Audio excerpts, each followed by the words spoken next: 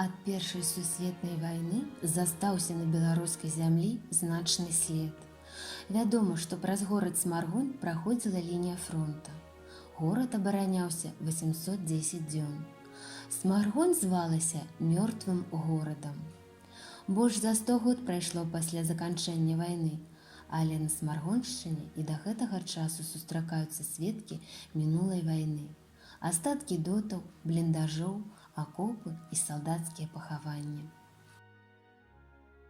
Пачынаем наша падарожжа з паўночнай ускраіны горада Смаргонь. Тут знаходзіцца легендарная Залатая горка.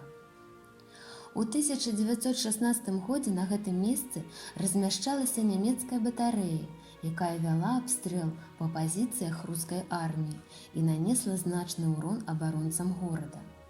Вышыня горкі каля 73 метраў. Гэта давала непрыяцелю магчымасць добра бачыць пазіцыі і весці прыцэльны абстрэл.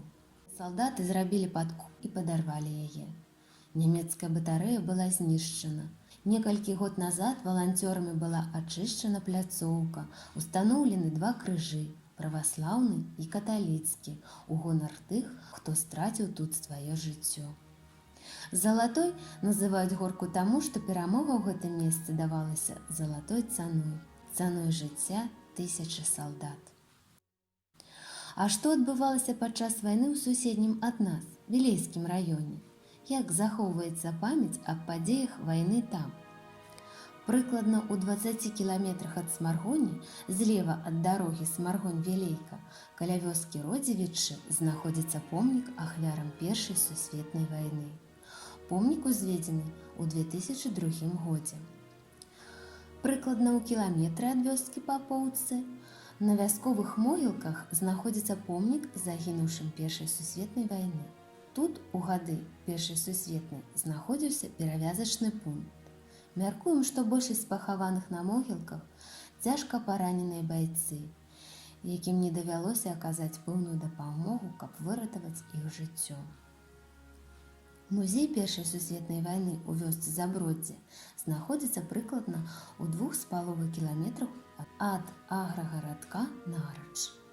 Экспазіцыя музея прадстаўлена ў пярэдняй частцы Барысаглебскай царквы.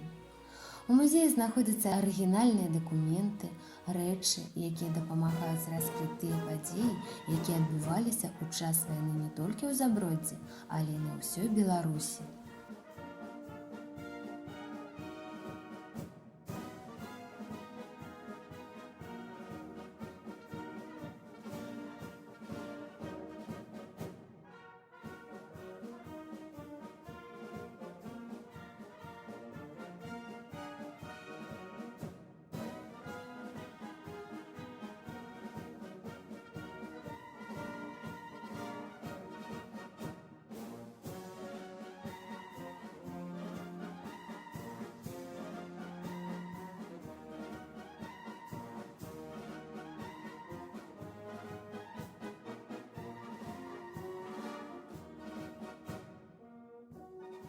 Цікавая экскурсія напаўняе наведвальнікаў эмацыянальна, спрыяе развіццю патрыятызму, талерантнасці, станаўленню грамадзянскай пазіцыі.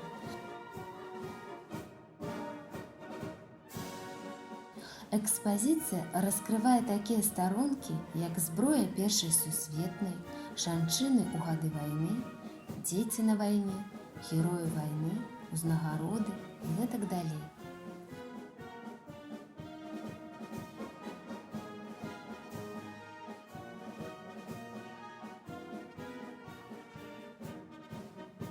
Побач з вёскай Заброддзе ў невялікім ляску знаходзяцца воінскія могілкі. Каля вёскі ў гады Першай сусветнай вайны тут знаходзіўся госпіталь. На могілках у асноўным пахаваны тыя, хто быў цяжка паранены падчас баёў. Апошняй кропкай нашага маршруту стала наведванне мемарыяла Першай сусветнай вайны, устаноўленага ў гонар абаронцаў Айчыны, бежанцам і мірным жыхарам, якія загінулі ў час вайны.